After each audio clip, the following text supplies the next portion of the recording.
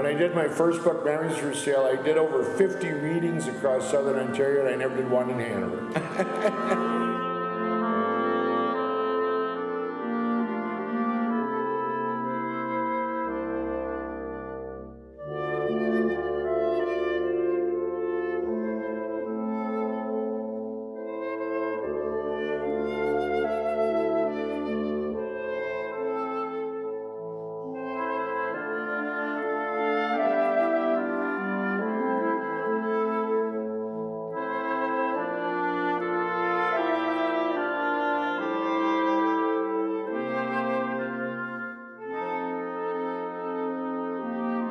We got into the ready position.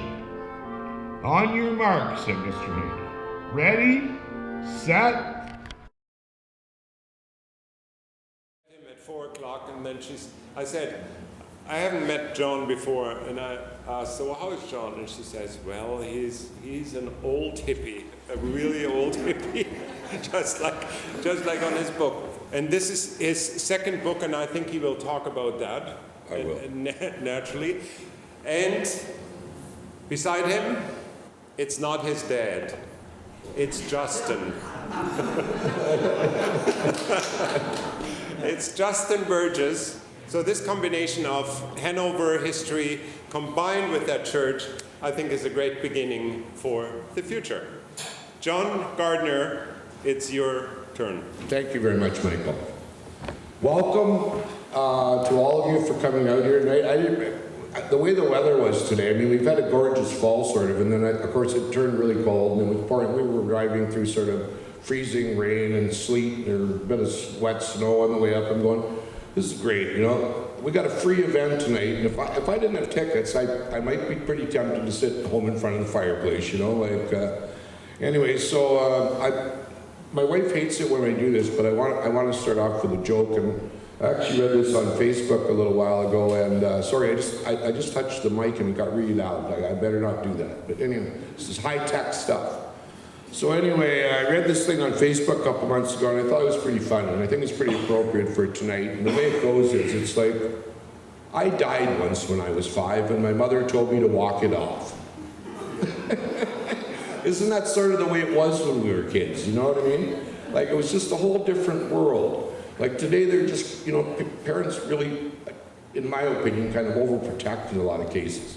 But it was certainly not that way when I was a child, and I don't think it was because our parents loved us any less. I just think, I don't know, we were able to just go out and explore the world and just have all kinds of fun. And anyway, my first book, Memories for Sale, I did, you know, 4.5 years ago, and it went over pretty well. And so I decided to try it again. So this is my second book, My Left-Handed Backwards Upside Down Life and Assorted Short Stories. And the reason it's called My Left-Handed Backwards Upside Down Life is because nothing normal sort of ever happens to me, okay? Like, it's just like they're sort of ordinary things, but just the way they happen to me is not usually too ordinary.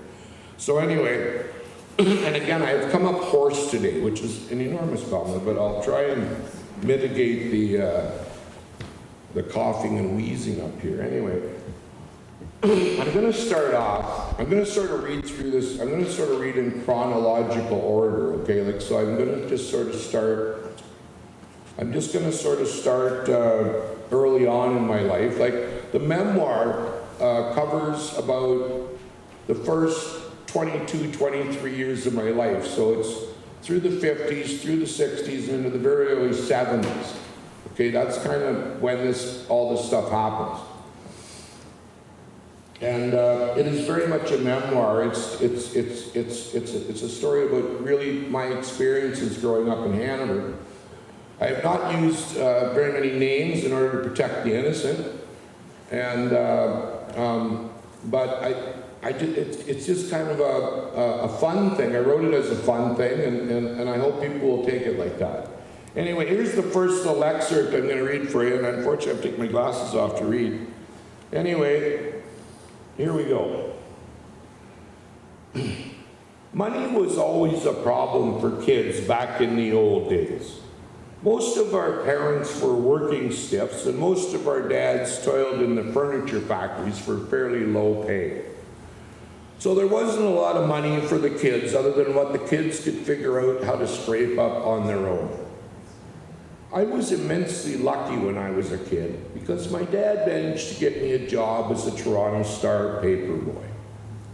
I earned 2.5 cents for every paper I delivered. And the Star wasn't the most popular paper in town, so I had a modest route of about 25 dailies. Saturdays were a whole lot busier because the Star had a great magazine called the Star Weekly, and lots of people liked it because of the TV guide and comics and the extended sports coverage. So I had over 50 Saturday onlys, and it was a busy time. Then the newspaper had a big contest to increase circulation.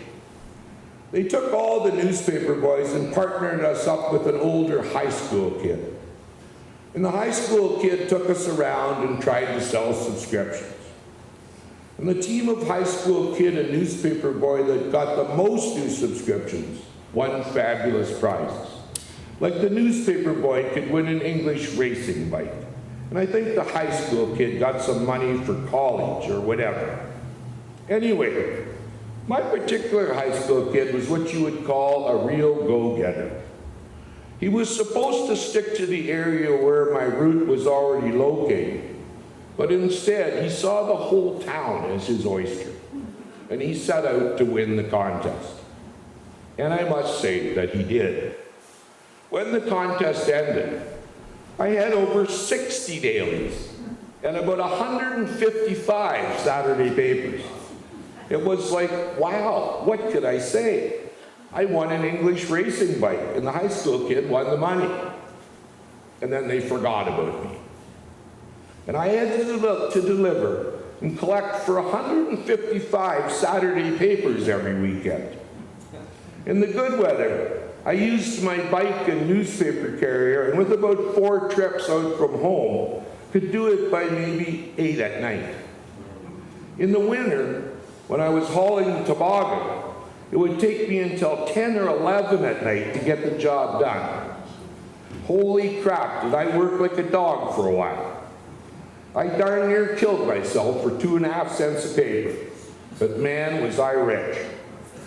And I must admit that the newspaper boy's story leads directly to the donut story and another valuable lesson I learned in life as a boy. Even at 2.5 cents per paper, the money started to pile up. Before I knew it, my dad was telling me that I built up about $300 in the guaranteed trust.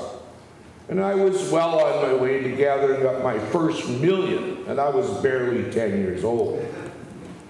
One winter's night, though, it was particularly stormy and snowy, and I was out collecting for the paper, and I'd missed my supper. And I ended up walking past Schultz's bakery at about the time I was feeling particularly hungry and tired and worn out. And the big front windows of the bakery were all steamed up. And a woman came out the front door as I passed. And it was like out came this amazing aroma with her, and it stopped me in my tracks. Now technically, I had no actual money, even though the change purse I was carrying was full of the stuff. That's because the money in the change purse sort of belonged to the Toronto Star, and only a small cut of it was mine. My money was in the guaranteed trust. All the same, I was drawn in through the front door of Schultz's and was soon standing in front of a huge rack of honey-dipped donuts and a vast array of other baked delicacies. A lady in a white apron approached on the other side of the counter and asked me what I'd like. I was nervous and blurted out the first thing that came to mind, honey-dipped donuts. When she asked me how many I wanted, I immediately replied, a dozen, because that's how many donuts people always got. And soon, I was back outside in the cold and stormy winter, but I was holding a whole box of donuts that were all mine. Not like back at home, where these donuts would be spread around among 6 people. These were mine. So as I walked the rest of my route, I gorged myself on the donuts. I ate the whole dozen and totally and completely enjoyed myself doing it. They were likely the best donuts I've eaten to this day, and I've eaten a lot of donuts over the years. And when I finished, I got rid of the evidence, the empty box, and made my way home. And once I got, and I had learned my lesson.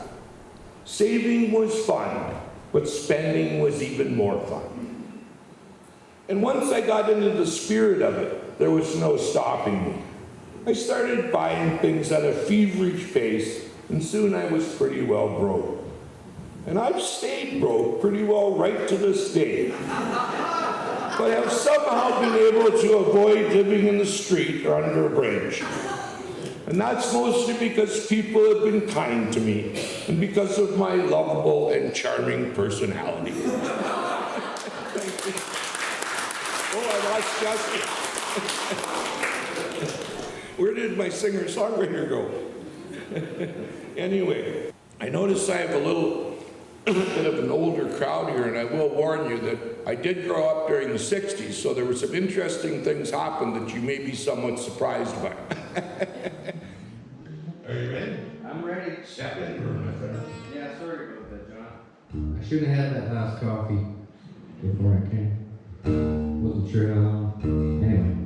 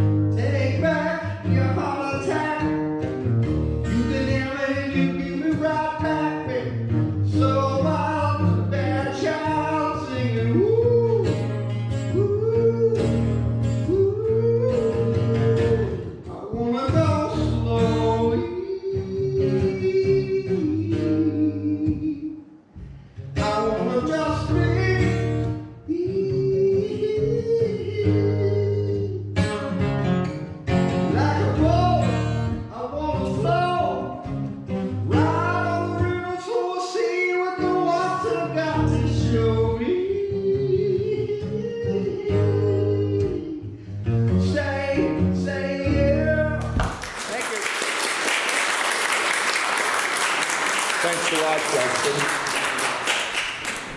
It's, by the way, quite an honor for me to be on stage with Justin, who's like second generation from a great musical family. His dad Andy's sitting over here, and Andy, I don't think I've ever shared a stage, but I'm sure we've jammed together back in the old days, and it's just really great to have Justin up here, and I'm a great admirer of Justin's music. I just really am. Anyway, back to the book. So if you were to buy both my books tonight, which I hope you'll do, and I have a whole table full of them back there, and you were to read both those books, you would find out that there is a theme that kind of runs through those books in terms of how I interact with members of the opposite sex, or don't interact with members of the opposite sex, as the case may be.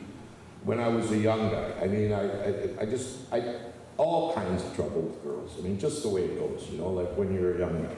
But anyway, when I was about 15, I was around 15 when I'm going to this next story. And this is called My First Great Love. And I got to tell you, I hope you enjoy this. This is kind of interesting. My first serious encounter with the opposite sex also happened around this time. I was at a dance in Walkerton, and the first time I saw her, my heart melted. She was, to me, the most gorgeous creature I'd ever seen. So I did something really out of character. I asked her to dance. while at the same time, Glenn and a couple of my other buddies zoned in on her friends.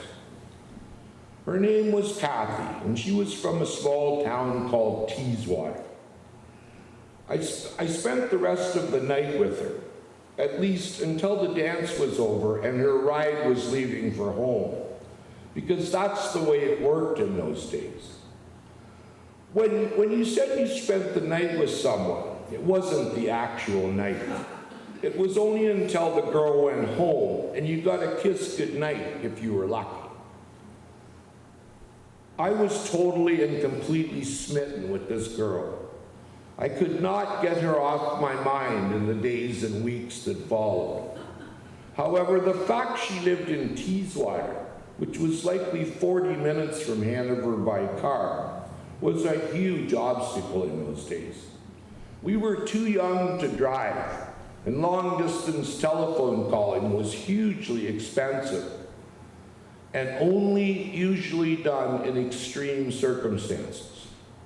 So it was pretty tough maintaining a long-distance relationship.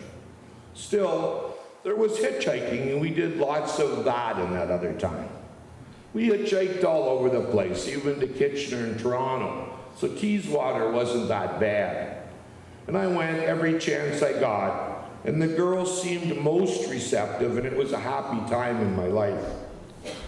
One way I used to get to see her was by catching a ride with my cousin's boyfriend when he drove her from Hanover back to nursing school in Wingham on Sunday nights. He had to pass right through Teeswater to get her back, so I would catch a ride to see my sweetheart. It was weird snuggling on her couch watching TV while her parents stayed in the kitchen making sure everything was good with their daughter. I remember my ride didn't come until later than usual one night, and her dad appeared in his red long johns to make sure things were going okay. Likely the greatest adventure I had with her was our appearance on the CKNX after-school dance show called Uptight. These types of dance shows were popular back in the 60s, and they were sort of spin-offs of shows like American Bandstand and Soul Train that were big news on TV. And so CKNX had a local version of its own, and the various high schools in the area were invited to come on different weeks.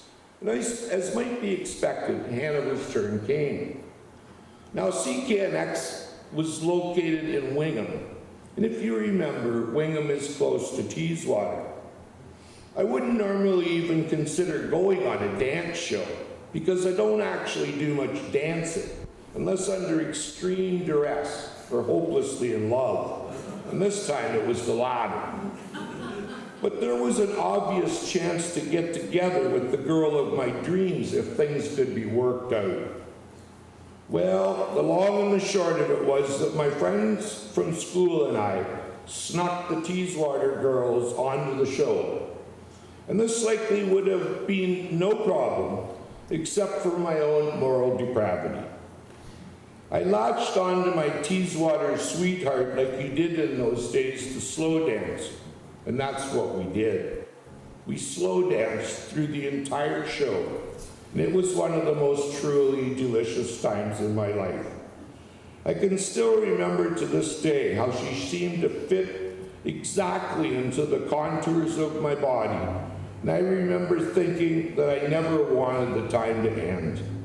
One of those special times which I'm sure we all have. And finally the show did end and we parted company. She to her home and me to mine. All seemed amazingly excellent with the world.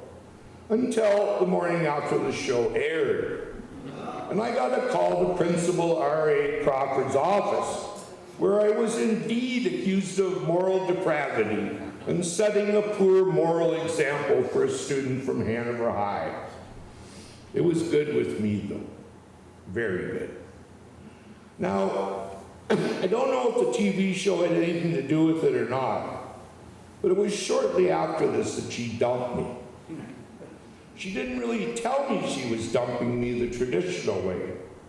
She showed up at one of the dances in Walkerton on the arm of a football jock, big guy, school jacket. I got a final chance to talk to her sometime later, and she told me I just wasn't right for her. I had long hair, played in a band, drank, smoked, did drugs.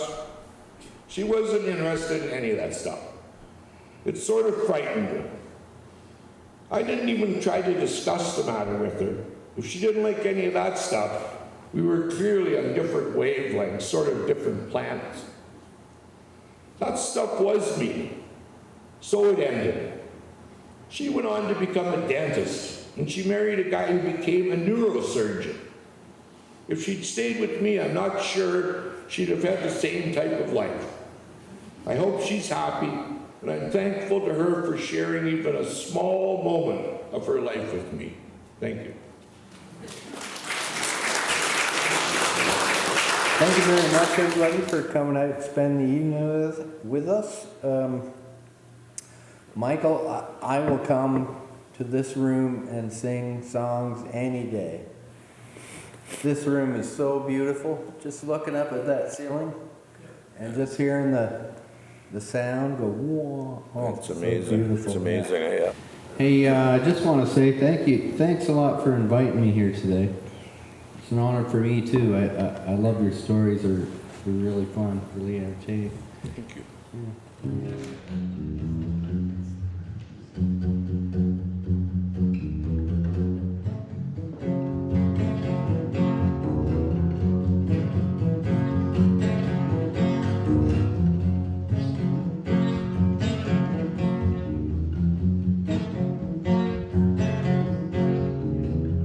Broke down on the side of the road like an old car, baby. Everything falls apart. Head high now.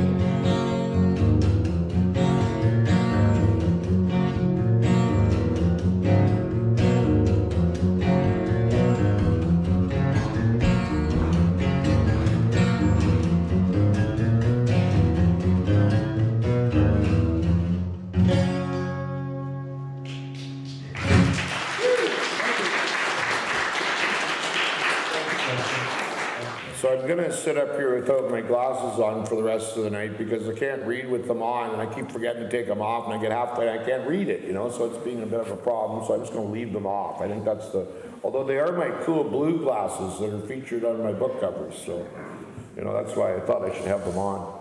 In fact, I had quite a discussion with my wife. She'll get mad at me for telling you this, but I really wanted to wear my African shirt tonight and, you know, just look like I did on the book cover, but she thought I should look a little more professional. Here I am.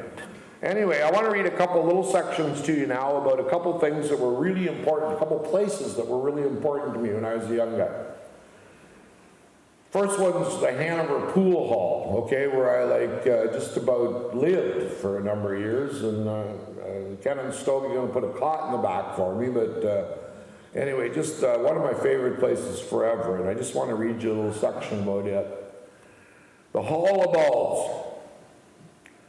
I first started to shoot pool when I started to hang out in Newstead. You couldn't get into the Hanover pool room until you were 16. And it was fairly strictly enforced by the proprietors, Ken and Stogie. The latter named for the rather large stogies he was always puffing. A stogie being a cigar, in case you didn't know. So by the time I was old enough to get into the Hanover pool room, I could already play the game a bit. But it was in Hanover where I honed my skills. Nearly all of the guys I hung out with were part of the pool room gang. And we went there pretty well every night after school, and again on Saturdays, and we played pool, Boston and snooker mostly, until the cows came home. You've got to understand that in those days, pool rooms were considered to be dens of iniquity, and not a single woman in town would be caught dead in the place. And it's true that the air was always blue and thick with smoke, and there was plenty of cursing, and there might even be a bottle of whiskey in the toilet's water closet. Ah, those were the days when the pool room was totally and completely a male preserve. And we loved that environment and soaked up the ambiance at every opportunity. Put simply, I loved the pool room. And there was a definite hierarchy about the place, and it was sort of based on age, but it was more based on your level of skill. Even though there were no real rules about it, it was just sort of taken for granted that the better shot you were, the closer to the front of the pool room you played. So the very best players, who were usually the older guys, played on the very front table. And the lousier shot you were, the further back you played. So that when you first started playing, you were usually stuck on the Boston tables at the back. And the better you got, the more you moved closer to the front. And as soon as you were able, you made your way up to the big snooker tables. And you usually started to play for money. Because in addition to the smoking, swearing, and drinking, pool rooms were notorious places for gambling. There was lots of snooker played for cash, and in fact, there was gambling on almost every game played. But the biggest deal was card pool. I was in many a raging game of card pool over the years I hung out at the pool room, and some of them were for some serious cash. And the games would go from noon until 8 or 9 at night with no break. And we'd eat the crappy sandwiches they had there, or we'd cram ourselves with chips and Joe Louis and all sorts of evil stuff. And we'd drink heavily and smoke lots of drugs, and it was just a really good way to pass the time.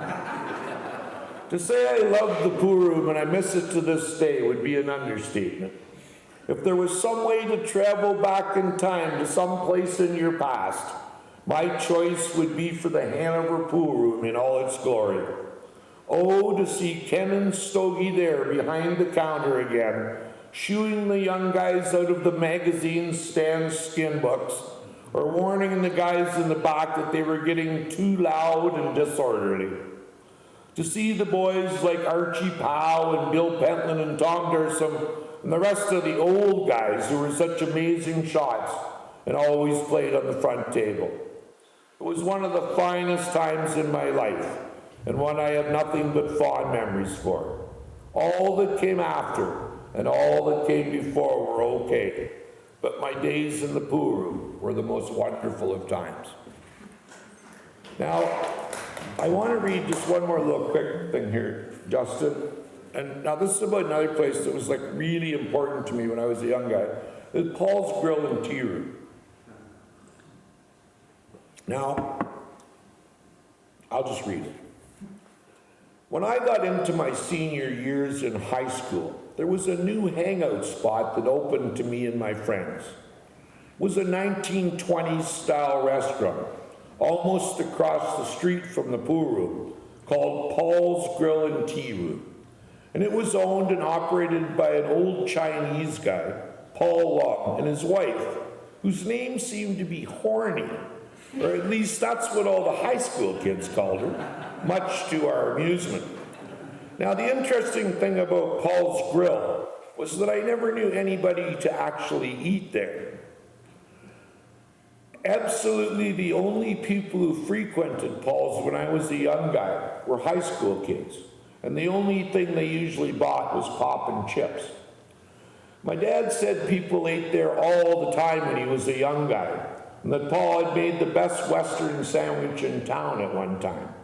But gradually, as Paul and Horny got older, the restaurant just sort of stopped serving food. And it was rumored that Paul was extremely rich from playing the stock market. And it was true that every day at 4 o'clock in the afternoon, a whole restaurant full of noisy high school kids would get totally and completely quiet for about 5 minutes so Paul could listen to the stock market reports on a radio he pulled out from under the counter. And once in a while, he brought out fairly giant dividend checks that he got in the mail. And in the end, when he finally retired and sold the restaurant, the big story in town was that his kids bought him a seat on the Toronto Stock Exchange, whatever that means, as a retirement gift. No clue whether it was a true story or not, but it seemed like a good one at the time, and I've kept it in my mind ever since. Paul's had been built in the 1920s, and it had never really been refurbished. It had a giant soda fountain sweeping down the one side of the place, with the expected stools all along it. And there were even soda taps behind the counter. And I think there was a big mirror back behind, but I'm not sure. The floor was a checkerboard of black and white squares. High back booths lined the side of the restaurant opposite the counter. And there was this excellent jukebox right in the middle of the floor. Indeed, I heard many of the era's big songs on that jukebox before I heard them anywhere else. Then near the end of the restaurant's life, it seemed Paul lost interest in keeping the jukebox current, so it stayed frozen in time there for quite a while. Paul's was one of the magic places of my youth for sure. It was where I hung out when I wasn't shooting pool or street watching. I will forever miss it and feel sad for today's young people who will never know or enjoy such a place of beauty as an after-school hangout. Thank you.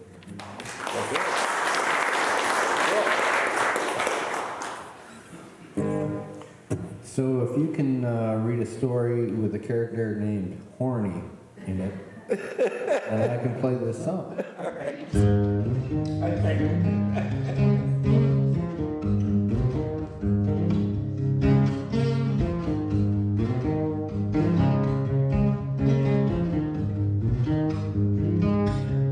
I could be a weed, I'd be a damn lion. Oh yeah. Wish upon me, then blow me away. I am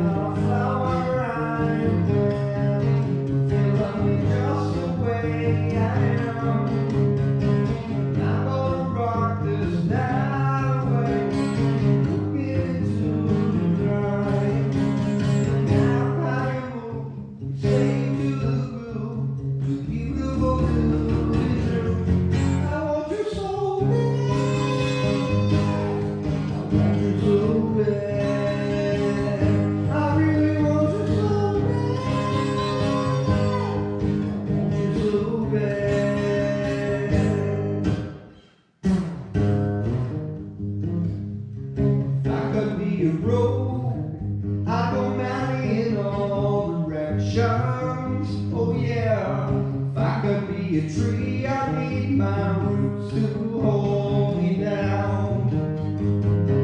I could be a star, I be a star. Oh yeah, I could be a song, you know, I'd be a song for you. I love how you move, you sing to the groove.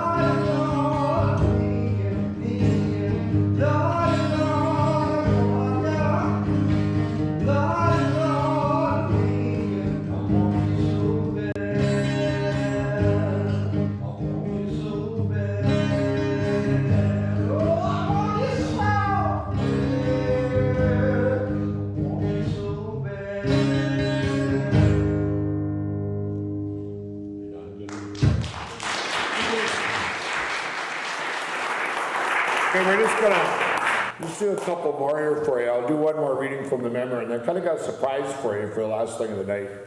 But anyway, yeah, I want to just really thank Justin Burgess for coming out. Boy, I'm telling you, I really like Justin's music. I really enjoy it. Thank you, John. Anyway, the one more thing I'm going to read from the book, from the memoir, again mentions my good friend Glenn, something we did together.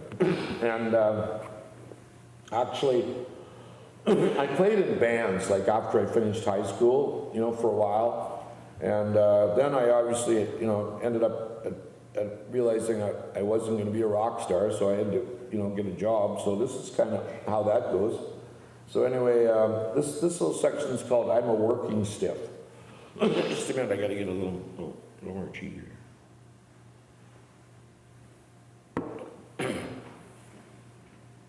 And he tell me how many people have said this before, just first line here. After the band, I needed work, real work. So I could get my dad paid back for helping me buy my way out of the band. Plus I had a girl now and needed cash to wine and dine her. The first real job I got after the band, and I got this job with Glenn, who was for some reason not working on the railway right at the moment, was working at the plastics factory in Hanover. It was a smallish type factory where they built plastic molded furniture parts for plastic furniture, which was kind of ironic when you considered I'd spent my life trying to avoid working in one of the town's furniture factories. And now I was working in a factory that made fake furniture. A real nightmare for sure. But I was still living at home at the time, and Dad would have evicted me if I failed to take a job when it was offered. So I was off to work in the plastics factory with Glenn. The only redeeming feature of the job was that it was supposed to be temporary, only 3 weeks duration. So Glenn and I reported for work on a bright, sunny Monday morning, and we were raring to go. Not. Anyway, they put us to work building these mold-type things where the job was sort of like they get babies to do, where they got us to pile these bunch of different shaped pieces together into something that looked like a dining room table leg, which they then coated with plastic and attached to the bottom of what I supposed would be a plastic table. although I'm not sure I've ever seen one of these actual tables. Problem was, there was no way I could seem to pile up the pieces in the right order. You know me, you'd understand. And we had to staple them together into the dining room table leg. And I could never get them stapled together in the right order. So I was constantly having to try to take them back apart and start over. I wasn't really all that productive at this particular job. Glenn got bored with it really fast and quickly found a way to amuse himself.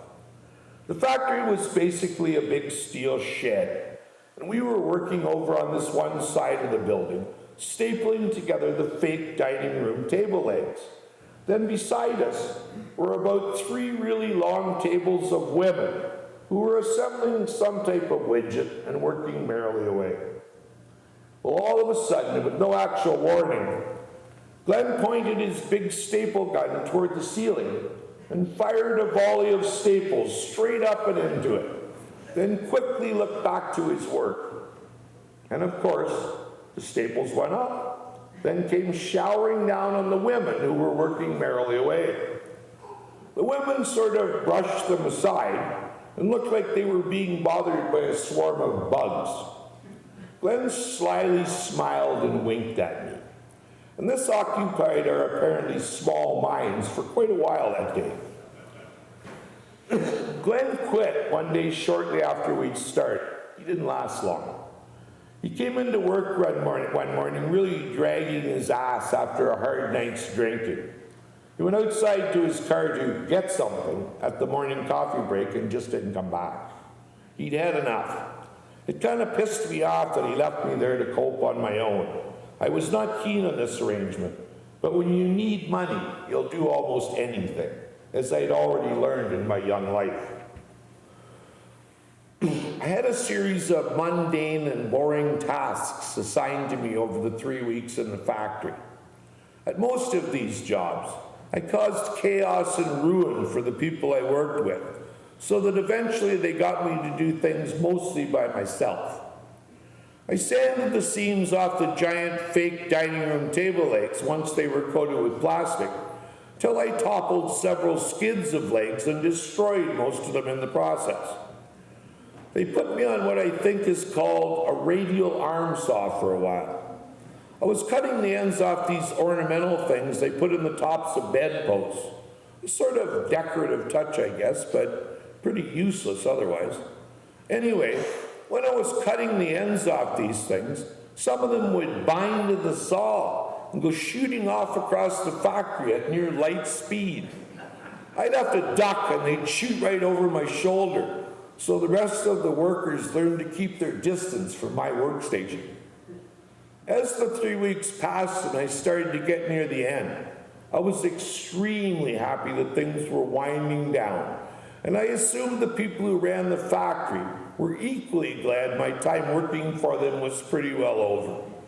I mean, I had proven I could screw up nearly every task they had given me, and had perhaps set a new record for the diversity of jobs performed in a 3-week temporary job.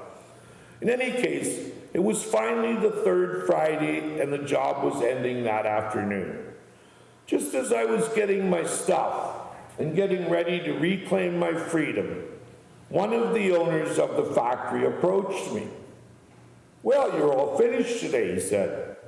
I replied that I was and thanked him for keeping me on. "We were wondering if you'd like to stay on." Just a minute here.